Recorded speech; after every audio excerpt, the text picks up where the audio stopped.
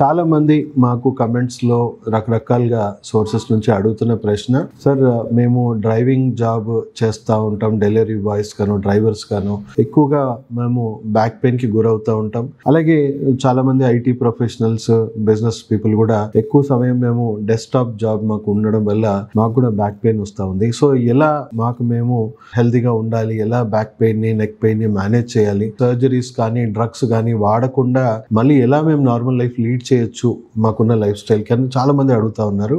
So first thing అండి, spine damage అవ్వడానికి మనకి ఇంటర్నల్ రీజన్స్ కూడా ఉన్నాయి, ఎక్స్టర్నల్ రీజన్స్ కూడా ఉన్నాయి. ఇంటర్నల్ రీజన్స్ మేము ముఖ్యంగా చూసుకుంటే మీకు జీర్ణకోశం నుంచే 80% వ్యాధులు మనకు వస్తాయి. సో మనం రాంగ్ టైంలో తినడము, లేదా తప్పుడు ఫుడ్ హ్యాబిట్స్ ఉన్నాయి, మీకు స్ట్రెస్ ఎక్కువగా ఉంది. సో అలాంటి వాళ్ళకి జీర్ణకోశలో చాలా టాక్సిన్స్, చెడు bacteria, gut health imbalance and autoimmune disorders లాంటి ఫంక్షనల్ డిఫెక్ట్స్ బాడీలో వచ్చేస్తాయి. సో వాటి నుంచి వచ్చే విషవాయువులు, ఆటో ఇమ్యూన్ సిస్టమ్ వల్ల వెన్నుపూస కంప్లీట్గా డీహైడ్రేషన్ అవ్వడము, డీజనరేషన్ అవ్వడం జరుగుతూ ఉంటుంది. దానివల్ల డిస్కులు థిన్ అయిపోవడం, ఎముకలు అరిగిపోవడము, అంటే ఒక పచ్చి కొమ్మ నుంచి ఎండు కొమ్మగా మారిపోవడం అనేది జరుగుతూ ఉంది. అలా స్టేజెస్ వైజ్ డ్యామేజ్ అనేది జరుగుతూ ఉంటుంది. సో ఒక రకంగా నొప్పులు ఎవరికి 100% పర్ఫెక్ట్ స్పైన్ అయితే లేదండి. ఏ నొప్పులు లేని వాళ్ళు కూడా ఫస్ట్ స్టేజ్ అని చెప్పొచ్చు. మనం లక్షణాలను బట్టి స్టేజెస్ మీకు అర్థమయ్యేలాగా చెప్తాను. సెకండ్ స్టేజ్ వరకు మనం మాట్లాడుకుంటే బాగా స్ట్రెయిన్ అవుతే మోడరేట్ పెయిన్ అవుతుంది, కొంచెం రెస్ట్ తీసుకుని తగ్గిపోతుందని మనం సెకండ్ స్టేజ్ అని కొంతవరకు క్యాలిక్యులేట్ చేసుకోవచ్చు. థర్డ్ స్టేజ్కి వచ్చేసరికి ఆల్రెడీ కొంత డీజనరేషన్ జరిగిపోయింది, కొంచెం ఎండుకొమ్మగా మారిపోయింది అది. సో స్ట్రక్చర్లో కొంచెం ఓవర్ స్ట్రెయిన్ అయినా పెయిన్ అవ్వడము అండ్ తగ్గడానికి ఎక్కువ సమయం తీసుకోవడము.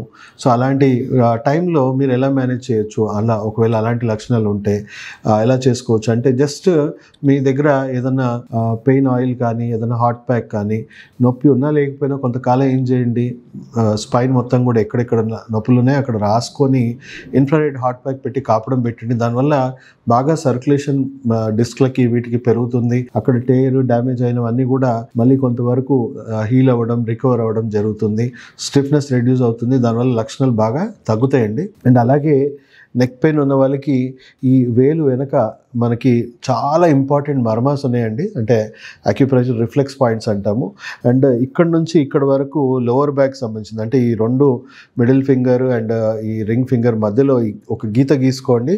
ఈ ఏరియా అంతా కూడా మీరు థంబ్ సంబంధించిన ఈ ఎముకతోని ఇలా మసాజ్ చేసుకోండి. మొత్తం ఏరియా అంతా కూడా మీ వీపు నుంచి నడుం భాగం వరకు, లోవర్ బ్యాక్ వరకు మీకు ఒకవేళ పెయిన్స్ ఉంటే ఇక్కడ మసాజ్ చేసుకోవాలి, అండ్ నెక్ దగ్గర ఉంటే ఇక్కడ మసాజ్ చేసుకోవాలి. ఇలా ఎముకతోని ఇలా అనుకుంటూ ప్రెషర్ చేసుకుంటూ మసాజ్ చేసుకుంటూ ఒక 3 to 5 minutes కన్సిస్టెంట్గా చేసుకుంటే కీలకమైన నాడులు స్టిమ్యులేట్ అయ్యి బ్రెయిన్లో ఎండార్ఫిన్స్ రిలీజ్ అయ్యి ఒక న్యాచురల్ పెయిన్ కిల్లర్ లాగా పనిచేసి ఇన్స్టెంట్గా కొన్ని సెకండ్స్ నుంచే మీకు రిలీఫ్ రావడం అనేది మీరు గమనించవచ్చు. సో పెయిన్ కిల్లర్స్ వాడాల్సిన అవసరమే లేదండి. ఈ ఆయిల్, హాట్ ప్యాక్, ఈ ప్రెషర్ పాయింట్స్ చేసుకుంటే సరిపోతుంది. థర్డ్ స్టేజ్ దాటిపోయాక మీకు మెల్లిమెల్లిగా ఇంకా సివియారిటీ పెరుగుతూ ఉంటుందండి.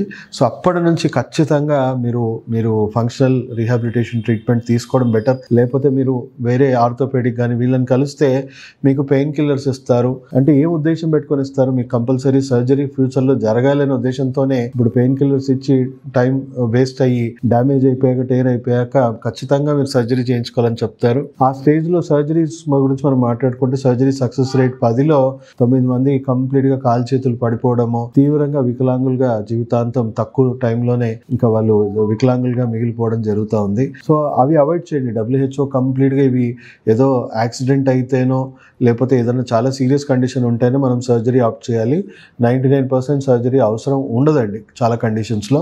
సో నాన్ సర్జికల్గా డిస్క్ ఏదైతే ప్రొలాప్స్ అయిందో, ఆ డిస్క్ ఏదైతే డీజనరేట్ అయిందో, సో మేము ఆ ఫంక్షనల్ డిఫెక్ట్స్ని ఐడెంటిఫై చేసి గట్ హెల్త్ ఇవన్నీ మళ్ళీ నార్మల్సీకి తీసుకొచ్చి మళ్ళీ వెన్నుపూసకు సంబంధించిన టార్గెటెడ్ న్యూట్రిషన్ ఇచ్చి మీకు స్ట్రెంథనింగ్, రీజనరేషన్ అయ్యి అండ్ మెల్లిమెల్లిగా నాన్ సర్జికల్గా మిమ్మల్ని కోయకుండానే వెంట్రుక మందం సూదులతో మీకు ఎలక్ట్రోమాగ్నెటిక్ స్టిమ్యులేషన్స్తోని అడ్వాన్స్ నాన్ సర్జికల్ ట్రీట్మెంట్స్తోని మెల్లిమెల్లిగా నరాల మీద ఉన్న ఒత్తిడి అంతా తగ్గించి డిస్క్లని కొంతవరకు సెట్ చేసి వితౌట్ ఆపరేషన్ మీకున్న పెయిన్స్ లక్షణాలన్నీ కూడా తీసేయచ్చు. సో ఒకవేళ మీరు థర్డ్ స్టేజ్లో ఈ ట్రీట్మెంట్ తీసుకుంటే 90% మళ్ళీ నార్మల్ లైఫ్కి రిస్టోర్ అవ్వచ్చు. ఒకవేళ ఫోర్త్ స్టేజ్లో తీసుకుంటే 50-70% మళ్ళీ నార్మల్ లైఫ్ లీడ్ చేయొచ్చు. 5th స్టేజ్లో 50% అండి. సక్సెస్ అవ్వడం అనేది ఇంకా 50% ఉంటుంది. ఒకవేళ రిస్టోర్ అయినా కూడా ఒక 40-50% మళ్ళీ నార్మల్ లైఫ్ లీడ్ చేయొచ్చు అండి. అంటే మీరు ఆల్మోస్ట్ మీరు చేసుకోగలిగే డే టు డే టాస్క్లు వరకే కానీ మీరు జాబ్ చేసుకొని హై లెవెల్ వర్క్స్ ఏవి చేసుకునే పరిస్థితిలో ఉండదు. WHO ఏం చెప్తుందంటే ఎంత అర్లీగా ట్రీట్మెంట్ తీసుకుంటే అంత తక్కువ ప్రాబ్లంతో ఫర్దర్ డ్యామేజ్ అవ్వకుండా మళ్ళీ నార్మల్ లైఫ్కి రిస్టోర్ అవ్వడానికి ఇది హెల్ప్ అవుతుందండి. సో చాలామంది ఈ ప్రాబ్లంతో ఆల్మోస్ట్ 80-90% పీపుల్ మెల్లిమెల్లిగా స్టేజెస్ పెరిగిపోతూ ఉన్నాయి. వాళ్ళు చేసుకునే వర్క్ ఫ్యూచర్లో చేసుకునే పరిస్థితిలో ఉండరు. సకాలంలో ఈ వైద్యాన్ని మీరు తీసుకోవడం వల్ల మళ్ళీ పూర్తిగా నార్మల్ జీవితాన్ని మీరు ఆస్వాదించడానికి ఇది హెల్ప్ అవుతుందండి. సో దయచేసి ఈ వీడియో ప్రతి ఒక్కరు మీకు తెలిసిన మిత్రులు ఈ డైలీ జాబ్స్ చేసుకొని రెక్కాడితే కానీ డొక్కాడని వాళ్ళు అండ్ చాలామంది ఐటీ ప్రొఫెషనల్స్ ఈ క్వశ్చన్స్ అడిగారు. వాళ్ళందరికీ కూడా ఈ వీడియో షేర్ చేయాలని కోరుకుంటూ సెలవు తీసుకుంటూ మీరు డాక్టర్ సాగర్.